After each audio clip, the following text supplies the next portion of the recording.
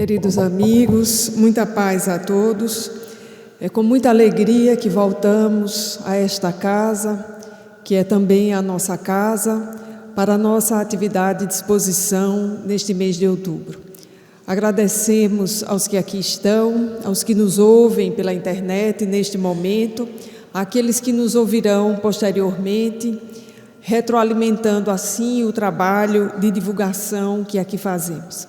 E nesta noite em especial agradecemos a visita do grupo Semearte, que antecedeu a nossa palestra e que cantou uma música muito especial para nós, semeadores da paz. Bom, então feita essa saudação inicial, gostaria de dizer que o tema dessa palestra, Seguir com Jesus, Construindo a Paz, é um tema que ao longo desse ano, por algumas ocasiões, eu tenho voltado a ele. Alguém essa semana me perguntou se tinha sido um tema encomendado para esses dias, referindo-se a essa última quadra que vivemos no Brasil. E coincidentemente ou felizmente não foi um tema encomendado. No final do ano passado, já na virada para o ano, eu escolhi 2 temas para pensar ao longo do ano sobre eles nas palestras. Seguramente seria sobre o livro A Gênese, que completou 160 anos neste ano e que já tematizei em várias palestras, e o outro seria o tema da paz. E uma palestra espírita, ela nunca é marcada assim tão em cima, tão ao sabor dos acontecimentos. Há uma agenda, e essa agenda, por vezes, coincide com fatos mais gerais que estão na sociedade, o que é para nós sempre uma oportunidade de repensar o tema. Então, temos sido, de fato, convidados a pensar e a estabelecer um programa de vivência da paz, de forma pessoal e de forma coletiva. Nas últimas semanas no Brasil, nós vivemos com muita clareza a tese do historiador Sérgio Buarque de Holanda sobre o homem cordial, ou brasileiro cordial, revelando-se de forma pública na experiência interpessoal, nos grupos de trabalho, nas famílias, nas redes sociais, que de fato nós temos aquilo que Sérgio Buarque de Holanda disse, que é uma face externa de cordialidade, de hospitalidade, que na descrição do historiador que trabalhou na primeira metade do século XX no Brasil e um pouco na segunda fase, era aquilo que tanto agradava aos estrangeiros. Mas, de fato, nós, como brasileiros, vimos que as nossas raízes não são, de fato, ainda as do homem cordial, no sentido do homem ou da pessoa evangelizada. Que há muitos arquétipos de ódio entre nós e que precisamos trabalhar essas diferenças, precisamos pacificar esses arquétipos, sobretudo nós, os espíritas, que estamos muito convencidos e temos muitos argumentos para entender que a esta pátria cabe uma missão de pátria, de pacificação, de coração do mundo.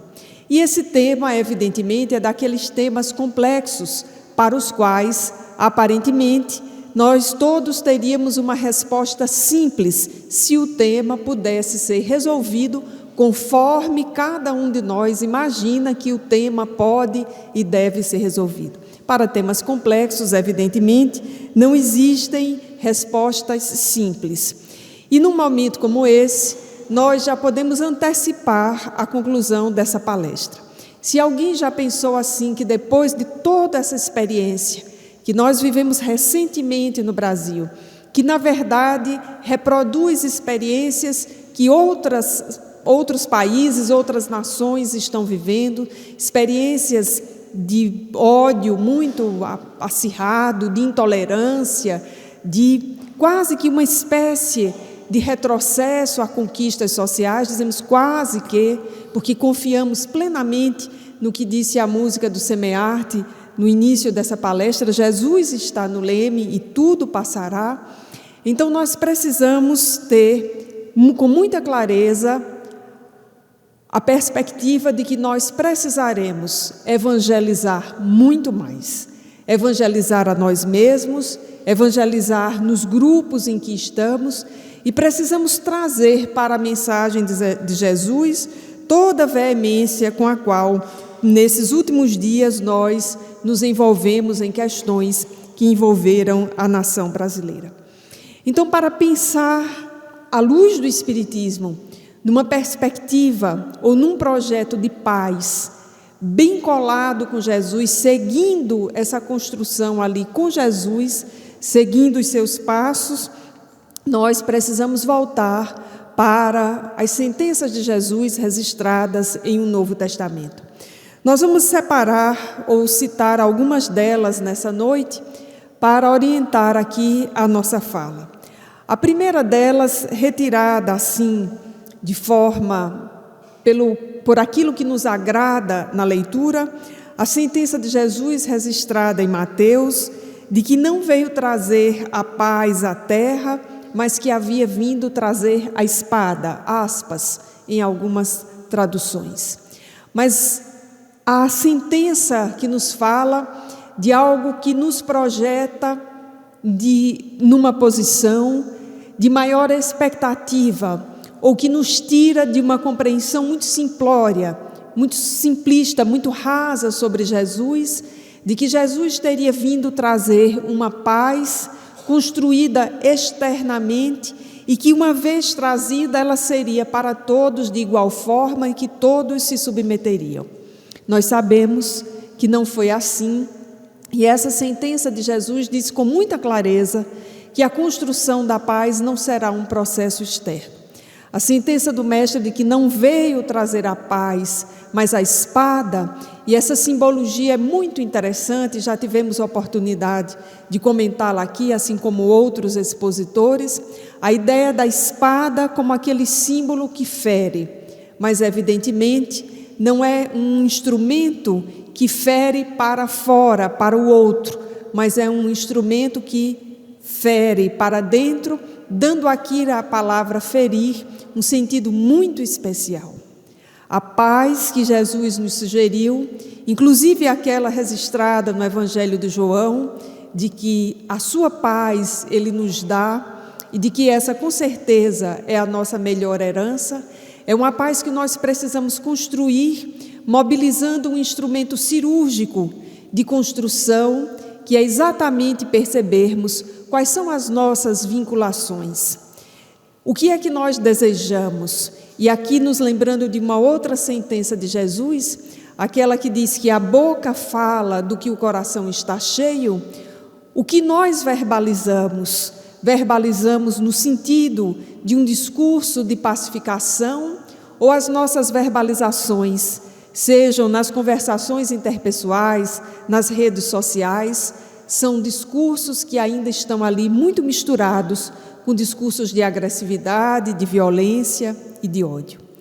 E quando na afirmativa de Jesus a paz e a espada, nós observamos numa simbologia muito rápida a relação entre uma cruz, na qual o Mestre foi crucificado, em cuja simbologia e cujo posicionamento é exatamente o oposto à de uma faca.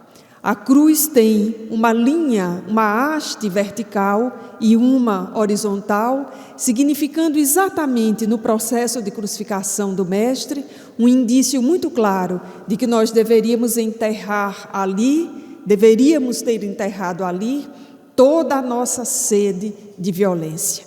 E na mesma simbologia de uma espada, que tem uma haste vertical e uma horizontal, a espada sempre está para fora, na direção do outro.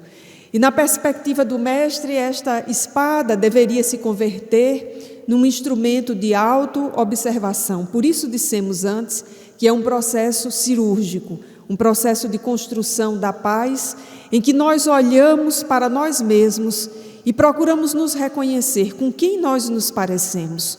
Nós nos parecemos com um pacificador, ou nós ainda nos parecemos com aqueles que são os agressivos, os violentos. E nos lembramos aqui agora do livro Vida Feliz, numa mensagem específica, em que o Espírito Joana de Ângeles diz que os violentos terminam por exterminarem-se uns aos outros. Uma conclusão óbvia desse texto é de que os pacificadores permanecerão. E nos lembramos também na recolha das sentenças de Jesus sobre essa temática da paz, duas sentenças emblemáticas que estão no Sermão da Montanha. Bem-aventurados os mansos, porque herdarão a terra, e bem-aventurados os pacíficos, porque serão chamados filhos de Deus. E Allan Kardec, com muita sabedoria, reúne essas duas sentenças das bem-aventuranças no capítulo 9 do Evangelho segundo o Espiritismo, em que ele intitulou Bem-aventurados os brandos e pacíficos, ou seja, os brandos, os mansos e os pacíficos. E nós precisamos compreender o que significam essas duas sentenças. E durante muito tempo, ao longo desse ano, nós nos ocupamos de entender alguns dos significados, evidentemente sabendo que não esgotaremos o sentido profundo das sentenças de Jesus. Mas na tentativa de sair dos sentidos mais superficiais, o que essas sentenças nos dizem? Vejamos que bem-aventurados os mansos, porque herdarão a terra. Nós vemos que a bem-aventurança traz, neste caso específico, uma espécie de elogio, de exortação, bem-aventurados os mansos, ou felizes os mansos, ou conforme algumas traduções, e aqui não é o nosso objetivo comentá-las, adiante, avanço, os mansos, e na sequência uma promessa, porque esses herdarão a terra, ou esses permanecerão na terra. Então, o que significa essa sentença, né? E nós nos lembramos exatamente que falar da mansuetude ou da brandura é exatamente falar do oposto da cólera. E a cólera e a ira surgem de forma recorrente sempre que aquele que a manifesta no formato de cólera, de ira, de raiva, de agressividade, de intolerância, de exclusão, sempre que essa pessoa, e por vezes nós mesmos, desconfiamos da nossa capacidade de expor as nossas ideias com clareza. Em geral, uma pessoa que tem um ataque de fúria, um ataque de cólera, e que por vezes precisa ser contida, algumas pessoas precisam na sequência serem inclusive medicadas, essa cólera surge não apenas como resultado de uma energia que está nesta pessoa, nesta ânima, neste ser, nesta alma, mas esse ataque surge porque essa pessoa, e por vezes nós mesmos, perdemos a capacidade de expor as nossas razões, a nossa forma de pensar. E muito mais do que a incapacidade de expor aquilo que pensamos, nós consideramos que o outro deve se submeter àquilo que pensamos, ao que desejamos, que deve fazer especificamente o que nós queremos. E nos casos mais graves, deve inclusive, entre aspas, desaparecer. Que são aqueles casos em que a ira, a cólera, direcionado para o outro, acaba por ceifar a vida física. E evidentemente que isso não ocorre sem a permissão, sem o conserto das leis divinas. Mas um ataque de cólera é exatamente um ataque que se dá na ausência de toda condição de mansuetude e de brandura. Porque os estudos de psicologia já nos provaram que a energia que movimenta a raiva em todas as suas formas de intensidade, a ira, a cólera, a intolerância, é em si uma energia que pode ser direcionada para o bem e pode ser boa. A raiva que se manifesta, por exemplo, na indignação e que faz com que alguém, em vez de vociferar contra o outro, possa agir de forma a consertar uma situação. Quantas não são as iniciativas das organizações governamentais, sobretudo, que nascem da indignação de uma pessoa, de um grupo social ou de uma família e que na sequência acaba sendo uma energia direcionada para o bem e que consegue produzir o bem para tantas outras pessoas, incluindo, pacificando, auxiliando, educando e instruindo. Então, quando nós observamos alguém num estado de cólera, ou quando podemos revisar as nossas próprias ações num ataque de cólera, de fúria, nós verificamos que escasseou a afetividade e o egoísmo e o orgulho estavam ali em toda a sua plenitude, em toda a sua potencialidade. E não raro se diz que alguém ficou cego de fúria, de raiva, exatamente porque estava cego de egoísmo antes, de fato, de entrar naquela situação propriamente dita. Quando nós olhamos as biografias das pessoas que são mansas ao nosso redor, o que não significa dizer tolas, mas daquelas pessoas que conseguem agir muito mais pela prudência, muito mais pelo jeito, muito mais pela capacidade de refletir com calma do que pela força, nós observamos que, de modo geral, essas criaturas são aquelas em quem o egoísmo já está ali devidamente sendo colocado, sendo trabalhado na direção com as melhores energias, que são as energias que vêm do nosso self, no lado bom da nossa personalidade. Então, alguém que consegue superar, por exemplo, a ironia, alguém que consegue superar aquela crítica ferina, aquele riso mordaz, alguém que consegue superar aquele olhar que por vezes é um olhar dissimulador de um pensamento, de um julgamento que se encontra lá no coração, é alguém que já está conseguindo trabalhar de forma positiva a sua relação entre o ego e o self. E aí nós observamos, olhando as biografias das grandes almas que passaram pela Terra, as pessoas que de fato foram mansas e que fazem jus a essa promessa que herdarão a Terra, ou seja, que voltarão a viver na Terra quando este mundo for um mundo mais pacificado, como diz o capítulo 3º do Evangelho segundo o Espiritismo, quando nós passarmos para mundo de regeneração, não significa que nós já teremos superado todo o mal na Terra. O mal ainda existirá. A diferença, para os dias de hoje em que a Terra é um mundo de provas e expiação, é porque o mal ainda prepondera entre nós.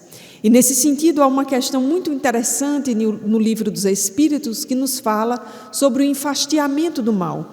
Quando Kardec pergunta aos espíritos, não é por que o mal ainda está na Terra, a resposta aqui parafraseada rapidamente é porque nós não nos enfastiamos do mal ainda. Os homens, os espíritos que vivem na Terra, homens e mulheres, nós não nos enfastiamos. Porque quando nós chegamos a um limite, nós damos um basta.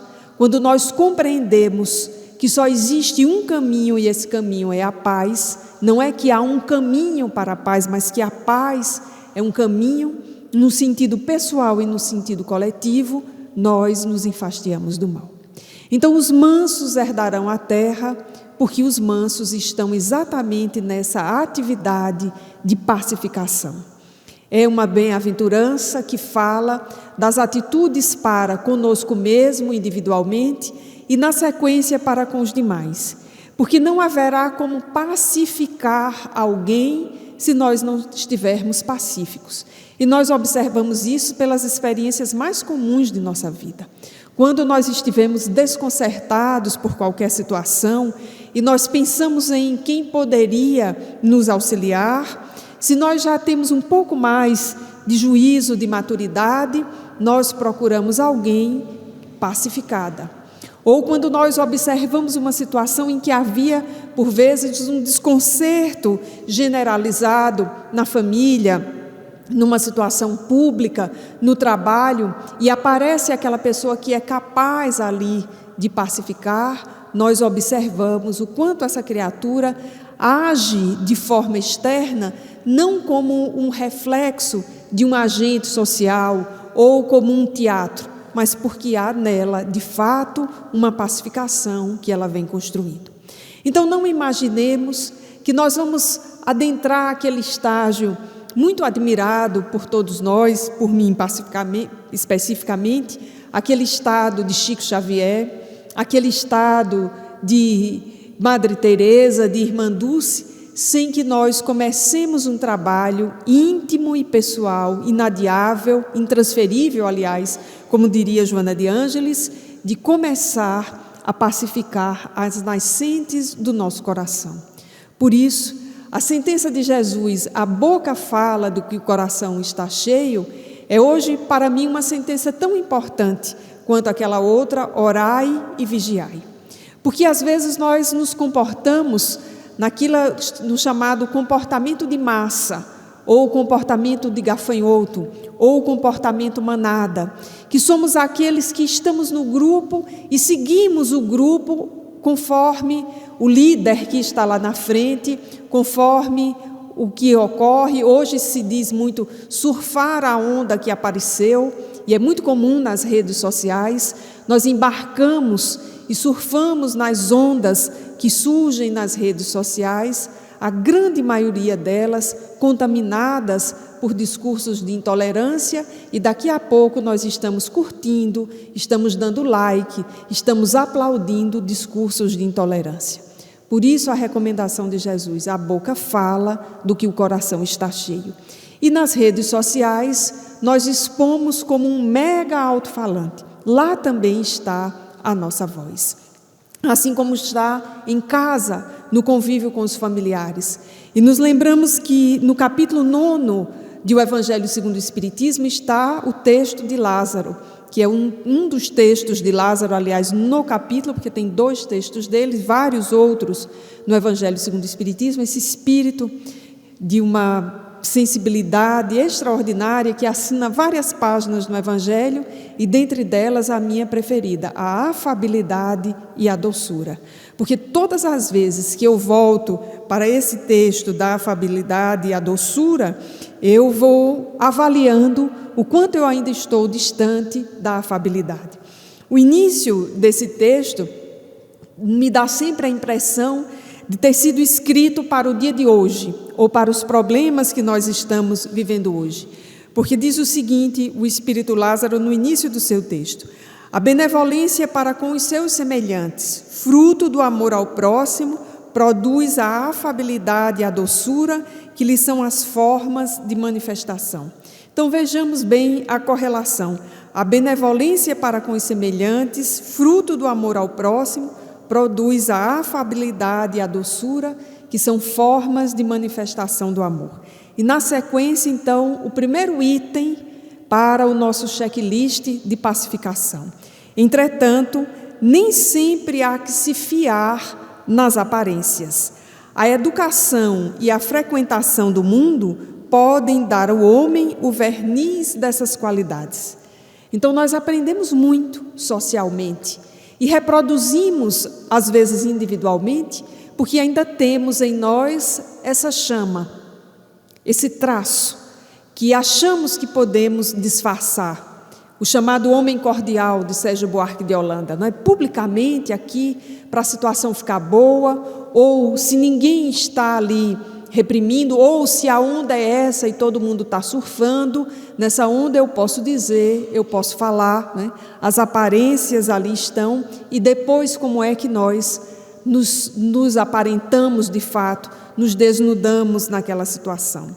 E na sequência, o Espírito Lázaro vai dizer algo muito interessante. O mundo está cheio de criaturas que têm nos lábios o sorriso e no coração o veneno.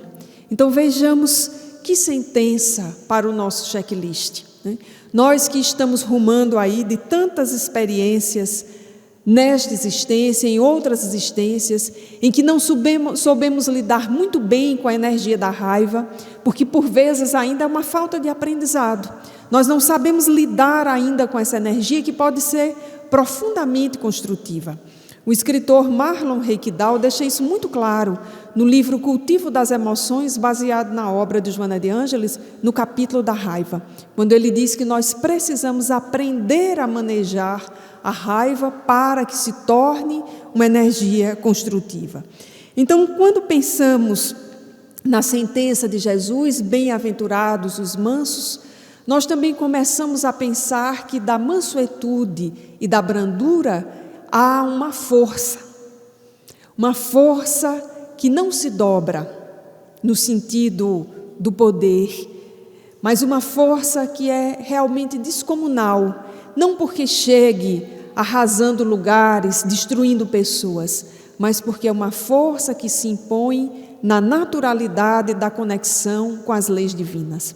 Ainda hoje, no nosso grupo de estudo, nós estávamos no capítulo 13 do livro Nos Bastidores da Obsessão, e o espírito Manuel Filomeno de Miranda conta de forma admirada, porque a sua narrativa é profundamente admirada, pelo seu companheiro de atividade espírita, de doutrinação, de reunião mediúnica, de movimento espírita mesmo, José de Pititinga. Filomeno teve a gratíssima oportunidade de conviver na sua existência com José de Pititinga. E narra nos Bastidores da Obsessão uma experiência que ambos viveram juntos quando ainda estavam encarnados, e Filomeno vai narrar essa experiência muitos anos depois, um fato que se dá entre 37 e 38, e vai ser narrado pela psicografia de Divaldo Franco no ano de 1970. E precisamente o capítulo 13 fala exatamente da força da brandura, da força inquebrantável da mansuetude, quando, diante de uma jovem cuja personalidade era uma personalidade raivosa, era uma personalidade que gostava de se impor, associada a uma experiência mediúnica completamente desorientada, e que numa circunstância X, toda aquela energia vem à tona e coloca uma outra vida em risco, e aquela moça se fecha de uma tal forma que ela se tranca num quarto e ela não quer nenhuma interlocução. Por várias razões. Primeiro, porque ela estava, de fato, desconcertada. Segundo, provavelmente, porque ela deveria estar muito envergonhada. E terceiro, porque, tendo aquela personalidade e estando envergonhada, o que ela mais desejava, certamente, era submeter os demais à sua cólera. E José de Pititinga, então, começa a conversar com aquela moça, falando ao seu coração, naquele momento, de uma forma branda, na tentativa de acalmá-la. Nós testemunhamos na narrativa exatamente a força moral de alguém que ao longo da existência via cultivando mansuetude e brandura. E nós terminamos o capítulo, de fato, muito extasiados com o manejo que Pititinga faz de uma situação que era inclusive uma situação com um certo risco, pelo momento em que aquela moça se encontrava no livro narrada como um personagem.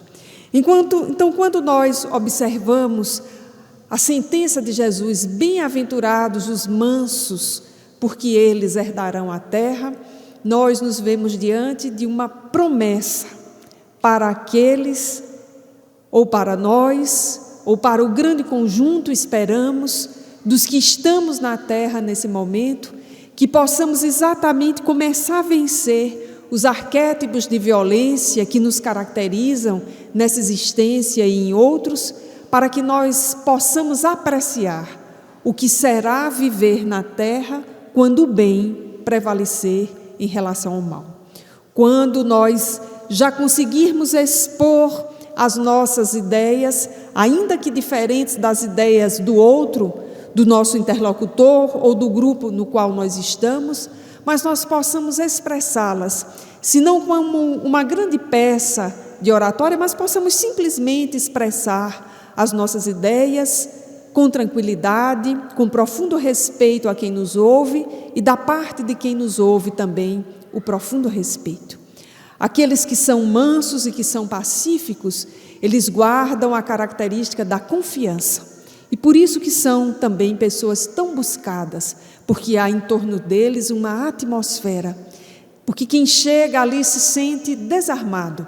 É alguém cuja presença estimula a pacificação, é alguém cujas palavras saem de um coração que está, se não plenamente pacificado, em processo na direção da plenitude. E a outra sentença é a sentença: bem-aventurados os pacificadores, porque esses serão conhecidos como filhos de Deus. E essa é a bem-aventurança, talvez, que eu tenha recentemente descoberto o seu sentido profundo recentemente. Vejamos que, diferentemente de bem-aventurados os mansos, porque receberão a terra, com essa promessa no final, essa esperança, bem-aventurados os pacificadores, porque serão chamados filhos de Deus. Na segunda parte da bem-aventurança, nós temos um elogio. Não temos uma promessa, nós temos um elogio. Nós temos da boca de Jesus o grande elogio aos pacificadores. Porque um pré-requisito para ser pacificador é ser manso, é ser humilde também. E os pacificadores, eles já atravessaram aquela primeira fase que nós estamos em busca, que é a fase da mansuetude. Os pacificadores são aqueles que, diríamos aqui, agem no atacado. Porque se os mansos são aqueles em quem nós temos a confiança, que são pessoas capazes de estabelecer uma interlocução, de resolver uma situação ali no microcosmos, num pequeno entorno, os pacificadores agem no atacado.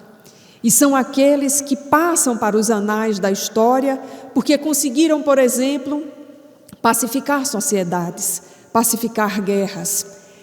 E quando pensamos nisso, pensamos em quanto precisaremos revisar do ensino de história nas escolas ou dos livros de história. E quando eu comecei a refletir sobre essa bem-aventurança, eu me dei conta de uma discussão que já corre entre os professores de história, ou pelo menos entre um segmento dos professores de história. A história que nós ensinamos e que nós aprendemos nas escolas é a história das guerras. Se nós fizéssemos aqui um levantamento, pelo menos para os alunos que não foram bons de história no ensino médio, né? O que é que você lembra das aulas de história? Nós talvez lembrássemos muito mais das guerras, dos saqueadores, dos conquistadores violentos, do que exatamente dos pacificadores. E precisamos ter novos livros de história da humanidade, daqueles que vieram em momentos e deram uma organizada no grupo social, e que às vezes, no grande grupo, e que às vezes nós temos que fazer um grande esforço para reconhecê-los. E claro, nós vamos tendo, conforme cada momento, os pacificadores que vêm para aqueles grupos sociais e para aqueles momentos. Recentemente eu vi numa palestra de Haroldo Dutra uma referência que para ele, que é da área do direito, é muito comum e muito simples, mas que para mim foi uma grande descoberta. Imaginemos o que significou, em termos de pacificação, a construção de uma regra social que para muitos de nós hoje parece um absurdo, que é aquela regra social, olho por olho, dente por dente. Para muitos de nós hoje, essa regra é quase um absurdo, mas ela significou, em dado momento, uma grande pacificação. Nós não devemos voltar para esse momento, porque quando essa regra foi instituída, provavelmente a coisa funcionava mais ou menos assim. Se alguém arrancou o meu braço ou o meu olho, eu, a minha família, o meu clã, o meu grupo, se sentia no direito de ir lá e não só arrancar o olho, o braço, mas a perna, a vida daquele que me agrediu, da sua mãe, do seu pai ou dos seus filhos. Ou seja, era a vingança descomunal. Nós gastamos muito tempo em lutas assim e gastamos muito intelecto até conseguir estabelecer o que hoje nós chamaríamos de uma relação binária, olho por olho, dente por dente. E como nós avançamos bastante em termos de civilização, e nós que estamos no século XXI, e que vivemos, por exemplo, no século XX, alguns que ainda convivem conosco foram contemporâneos, o finalzinho ali da vida de Gandhi, nós que acompanhamos a vida de Nelson Mandela, o trabalho de Irmã Dulce, de Madre Teresa, de Chico Xavier, de Divaldo Franco, nós já conseguimos entender que precisamos ir muito além dessa regra. Admira muito a biografia de Gandhi, de uma resistência pacífica, libertar uma nação inteira, uma enorme nação em termos territoriais, em termos populacionais, e quebrar, no sentido aqui da expressão histórica, um grande império como o Império Britânico, sem colocar a mão nas armas e fazendo uma educação no coletivo. Era preciso vencer de forma pacífica e achando alternativas, porque na ansiedade em que nós estamos, nós queremos as coisas resolvidas, a paz de fora para dentro, resolvido para todo mundo, quando, se voltássemos a ler a biografia, ou se pelo menos nós escolhêssemos entre as séries violentas que nós assistimos, o espaço para reassistir o filme sobre Gandhi, nós observaríamos e aprenderíamos muito. Por exemplo, a alternativa: não tem sal, então vamos marchar até o mar para coletar o sal. Não tem roupas manufaturadas, vamos achar uma alternativa para isso. E vamos achar alternativas pacíficas. É uma grande lição, é uma biografia para nós insistirmos na leitura do livro, para nós insistirmos na exibição do filme. É uma biografia que nós precisamos ensinar às crianças, às novas gerações, aos velhos, precisamos divulgar de forma intensa essa biografia.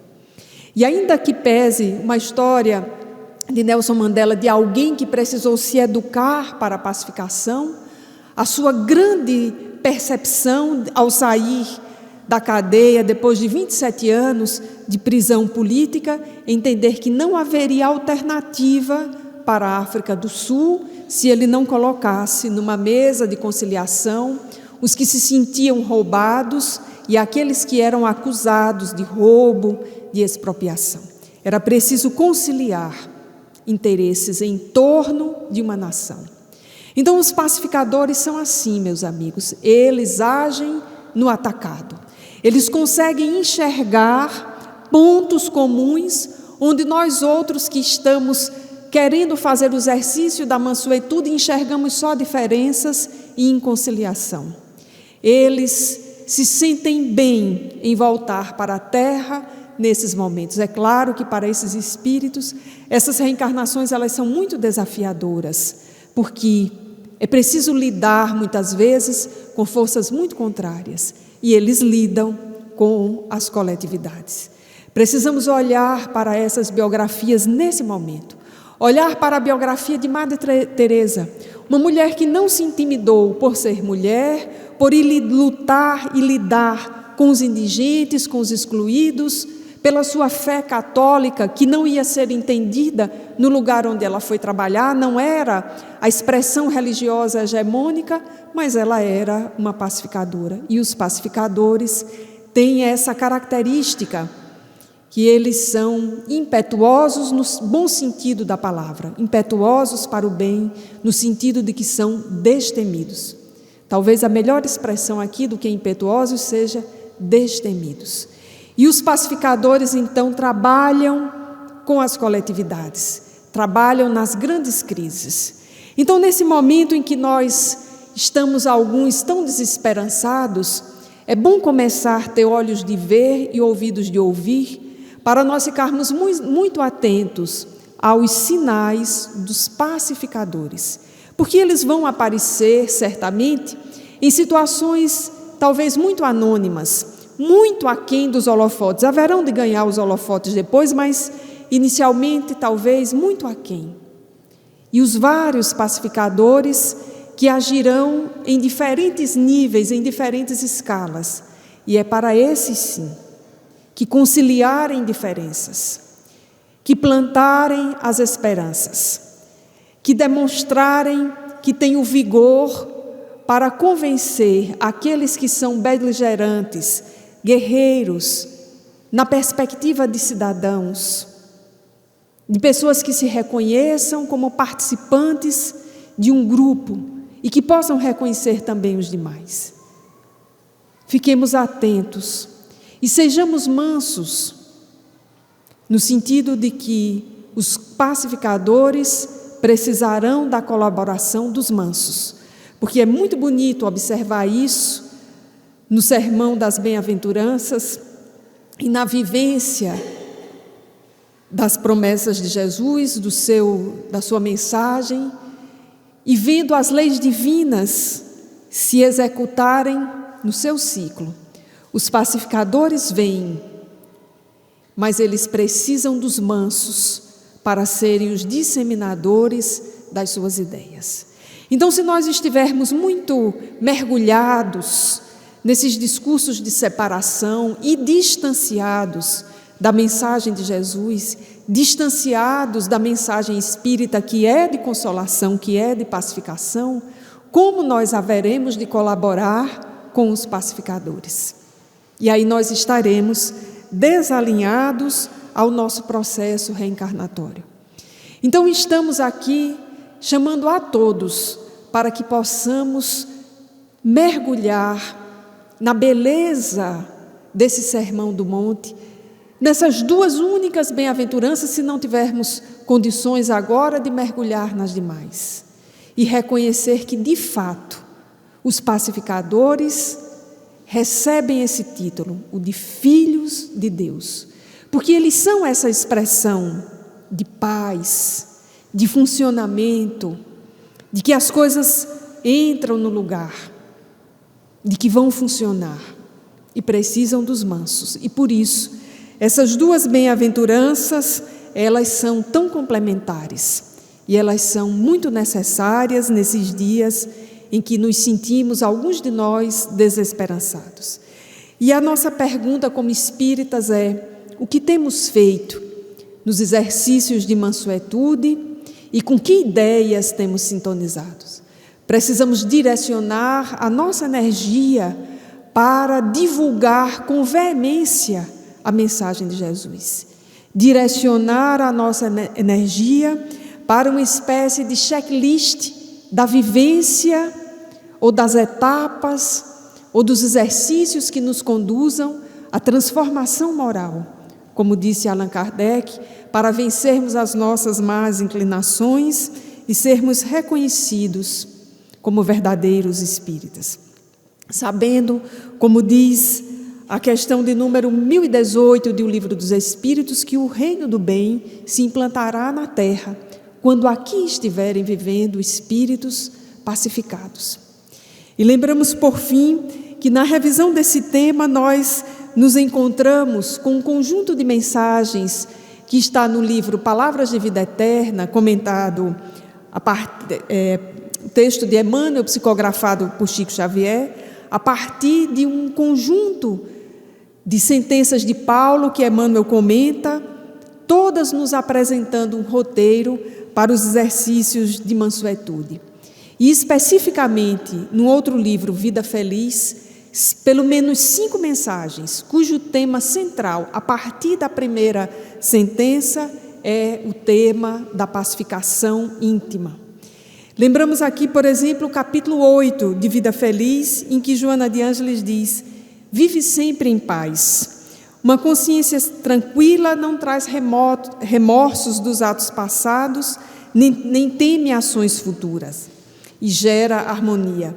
Nada de fora perturba um coração tranquilo, que pulsa ao compasso do dever retamente cumprido. A paz merece todo o teu esforço para consegui-la.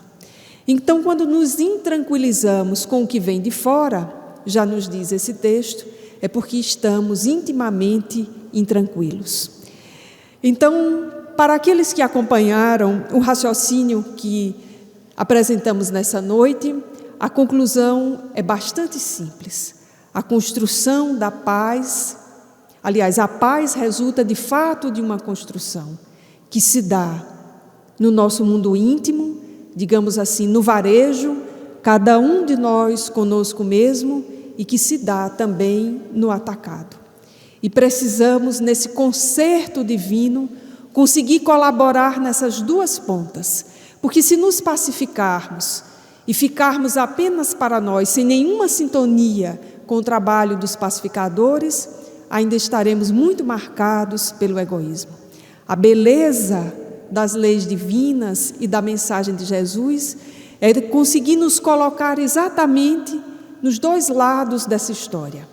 À medida que nós vamos nos pacificando, nos tornando mansos e nos credenciando a herdar a terra, ou seja, estar aqui quando este mundo estiver consertado, é a beleza e é um lado que se junta com o outro lado dessa história, que é a de cooperarmos com os pacificadores. E de nossa parte, o que há de mais bonito é poder ser contemporâneo dos pacificadores e para eles sermos as testemunhas, ou podermos dizer que eles são os verdadeiros filhos de Deus. Que nos sintamos motivados a entrar neste concerto de paz que a terra reclama nesses dias. Que fiquemos assim, tranquilizados. Muita paz a todos.